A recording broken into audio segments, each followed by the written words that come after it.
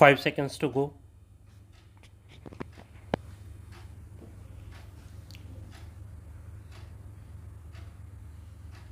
Start. Mr. Speaker, if agricultural production has to be maximized, the greatest attention has to be given to four factors. First, seeds should be of the right quality fertilizers and high yielding varieties of seeds. Then, improved pesticides and water. As regards these four factors, it is interesting to see that government or the ministry does not appear to have paid any attention to certain malpractices that have crept into these matters.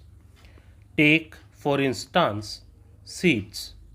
There is no mention at all of the fact that a large percentages of these so-called improved or high yielding varieties of seeds are adulterated.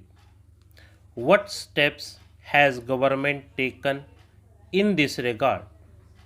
Is it not of vital importance that seeds should be pure and unadulterated?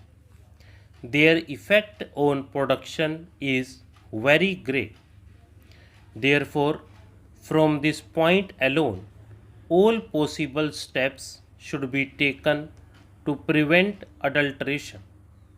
The farmer suffers because he spends money on costly seeds in order that he may get the best possible yield, but finds that the seeds are adulterated. Why has no government taken up this question in its own hands? Every state government interferes in this matter. In fact, multiplication of seeds is done under the orders of the agriculture department in state after state, and yet when it comes to their quality control, adequate machinery does not exist. Then you come to the question of fertilizers. Again, these are of vital importance. What has happened? At one single stroke, government has doubled the prices of fertilizers and expects farmers to procure them in the required quantities, knowing fully well also that government fixes the prices of what they produce at a level which makes it impossible for the farmers to pay these high prices for fertilizers. The previous speaker referred to the Agricultural Prices Commission. The commission has fixed the price, say, of wheat at a certain level without taking into account the cost of production of the farmer.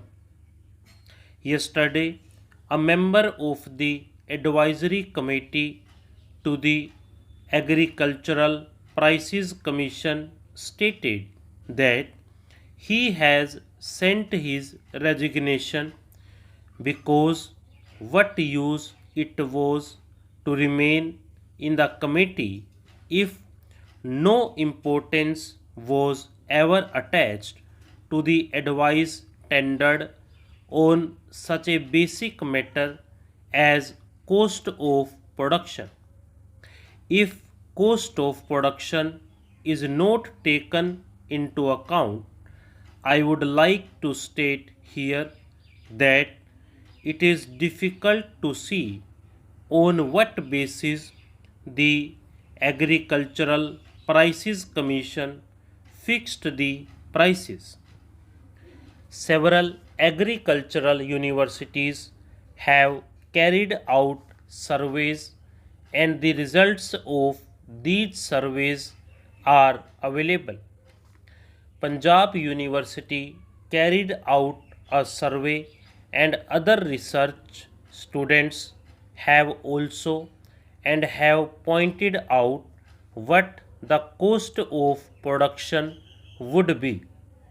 For instance, in regard to wheat, they have arrived at the finding that the cost of production would be in the region of rupees 320.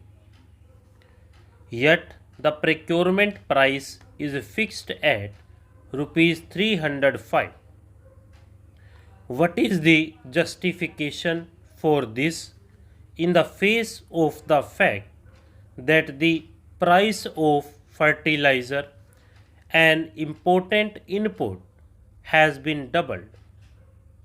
The prices have increased considerably, and many types of pesticides that are in the market today are adulterated.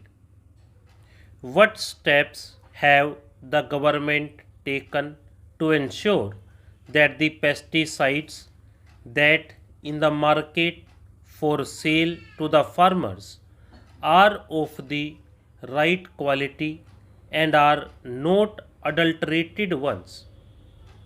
Is there any machinery? In regard to drugs, at least in name, there is a drug controller in every state to see that the drugs sold are not adulterated. In regard to pesticides, have not you set up any machinery to ensure that the pesticides are not adulterated?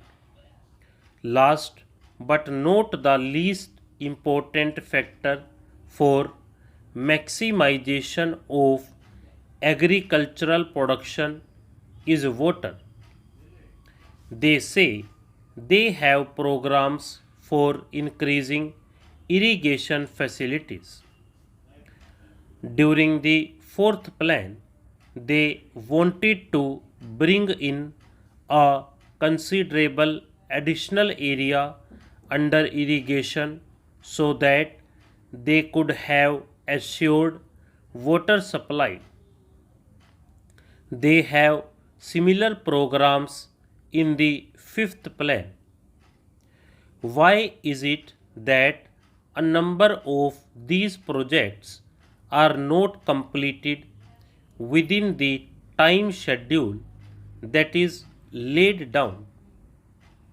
Why is it that a number of most desirable projects are not even taken in hand for years for one reason or another, and the majority of them are held up because of interstate water disputes?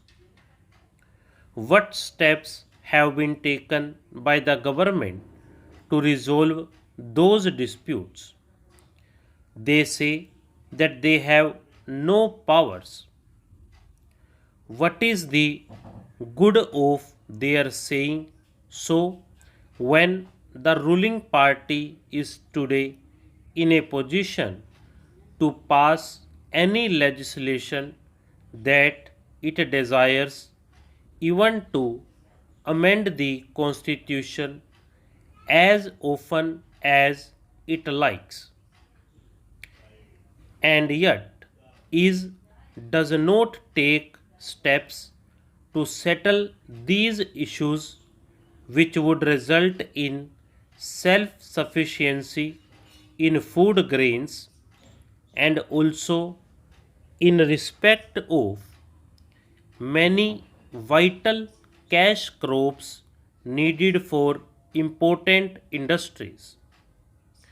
Why is it that we are unable to take any steps to settle these disputes and allow them to continue with no end in sight.